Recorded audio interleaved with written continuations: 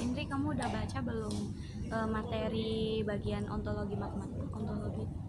Ya, baru sedikit sih yang kemarin Bapak jelasin kan ya. Nah, baru sedikit sih aku baca-baca lagi karena apa sih, aku kira kan awalnya kayak bahas rumus soal gitu kan, tapi ternyata bahas kayak keberadaan objek matematika. Iya, kayak apa sih angka ya, terus titik, garis itu sebenarnya ada nggak sih? Nah, kalau misalkan kita contohin ya, ada 2 buku nih di meja. Nah, yang kita lihat kan bukunya ya. Bukan. Tapi kalau 2 itu kita gak lihat kan Bukan, wujudnya iya. angka 2 tuh kayak gimana gitu kan. Tuh.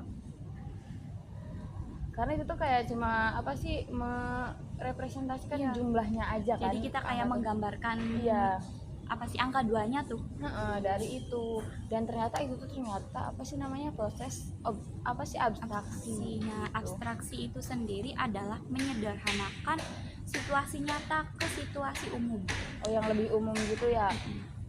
Jadi apa sih, ternyata kalau misalkan kita apa sih, secara tidak langsung matematika juga itu kan dipakai apa sih, Di berbagai bidang. Iya, di berbagai bidang kan, di ilmu-ilmu lain. Nah, contohnya itu kayak fisika.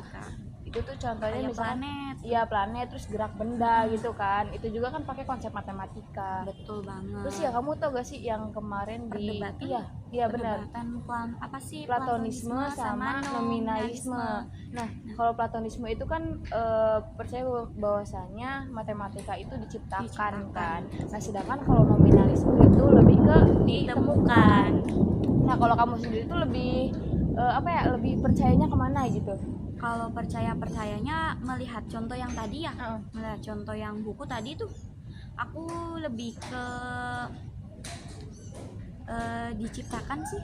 Oh, berarti platonisme ya? Iya, karena kan angka itu kita menciptakan sendiri, bahwa buku itu ada di meja 2 gitu.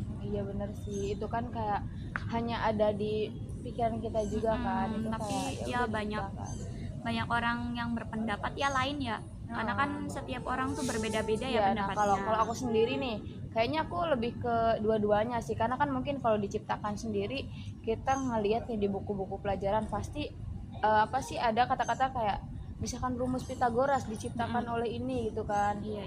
Sedangkan kalau ditemukan juga kan misalkan rumus-rumus gitu, pasti itu kan ditemukan sama seseorang gak sih, kayak dibuat sama seseorang gitu kan. Kalau rumus-rumus itu kan awalnya ditemukan lalu diproses lagi menjadi rumus yang ini. Jadi ya dua-duanya kataku masih inilah masuk gitu kan.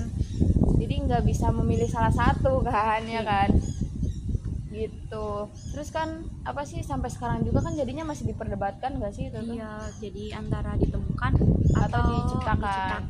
Karena kan di filsafat matematika juga masih terus dibahas kan tentang itu.